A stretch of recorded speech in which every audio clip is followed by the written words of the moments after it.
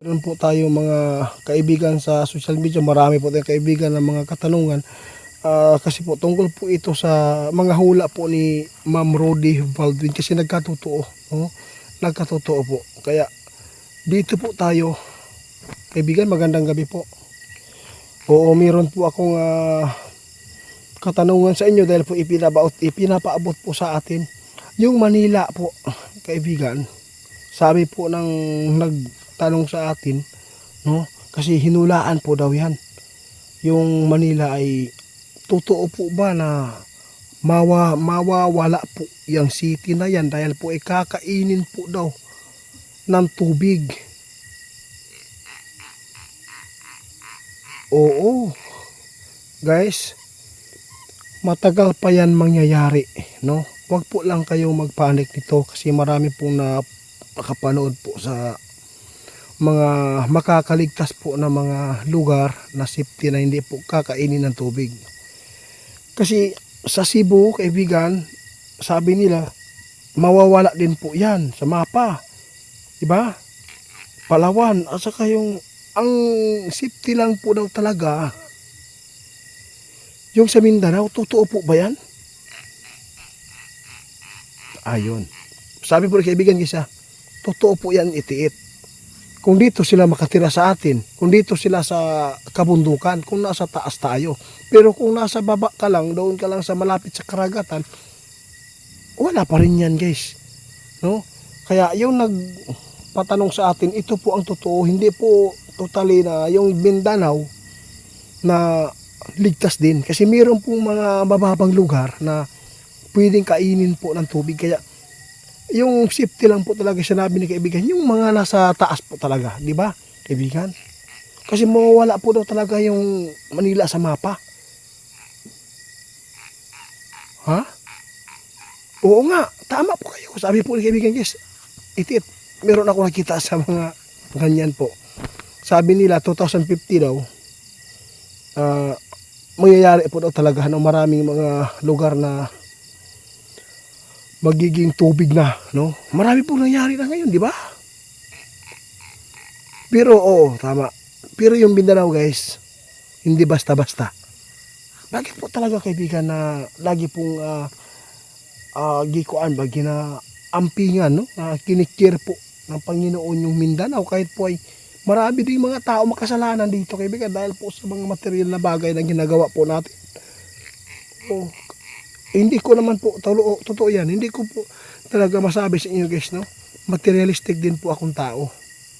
Pero kahit materialistic po tayo, kasi hindi naman po yan binabawal po sa Panginoon na maghanap buhay ka, yung marangal. At saka yung mga sinabi po sa atin na sa Biblia, hindi po bawal maghanap buhay.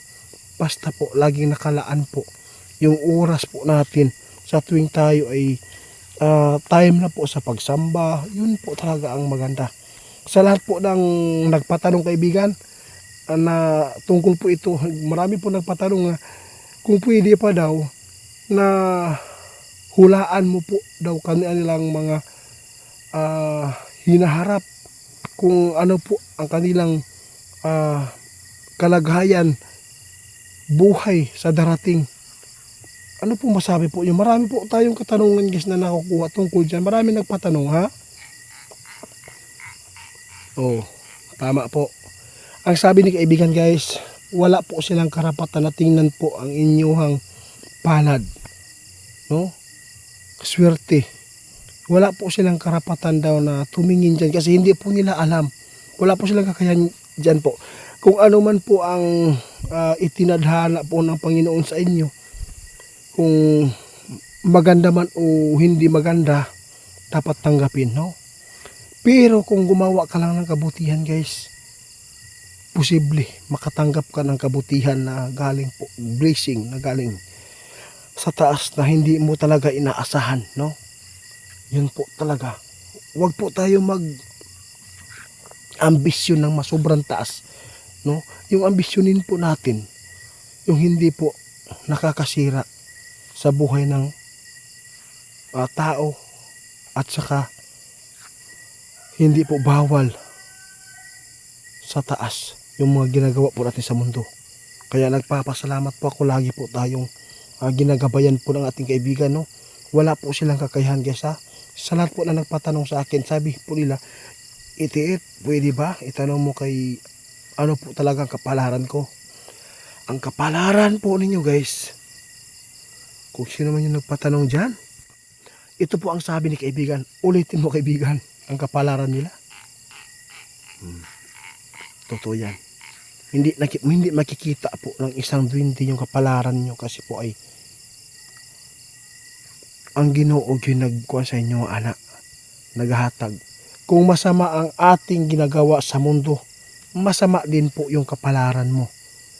Kung mabuti po ang inyong ginagawa dito sa mundo na hindi po labag, napakaganda po yung maaani mo. Kaya sa lahat po ng nagpatanong ha, kung gusto kang swertihin sa buhay, isa lang, no? Laging sumunod sa utos ng Panginoon. Tapos dapat lagi po tayong tumanggap kung ano man ang binibigay po sa pang-araw-araw, malaki man o maliit, kasya man o hindi, di ba? Dapat tayo magpasalamat dahil yung buhay natin hiram lang po ito. Kaya sa lahat po ng naliligaw sa landas, ito lang masabi ko, hindi pa huli ang lahat guys para magbago. Meron man tayong pagkakasala lahat, pero titingnan po natin kung gaano kabigat. Nagpapasalamat po ako sa mga tao na laging nagpatanong dahil po sa kanilang pagtitiwala. Sana po guys, hindi po kayo magsawa sa amin na manood sa mga paalala at saka sa mga hinaharap po natin. Hindi man po nila nakikita ng ating kaibigan duwende yung mga ipinapahula po inyong mga hinaharap po inyo, kapalaran ninyo, pero alam po nila kung ano man po yung mangyayari sa mundo at kalamidad. Oo, tama yun. Hindi po nila alam, no? Hindi po nila alam kung kailan po darating ang pagpaparito po ng ating Panginoon sa taas. Hindi po nila alam, no? Kasi po, sana po maintindihan po niyo yung mga katanungan po niyo na hindi po talaga makikita ng ating kaibigan. Sana po ay hindi po kayo ma-offend, no? Sana po ay lagi kayong nasa mabuting kalagayan guys. Hindi ako magtatagal dito kaibigan, at nagpapasalamat po ako dahil po ay sinabi po ninyo kagabi yung ipinapaabot ko sa inyo tungkol po sa nagbanta. Mangkukulam guys sila.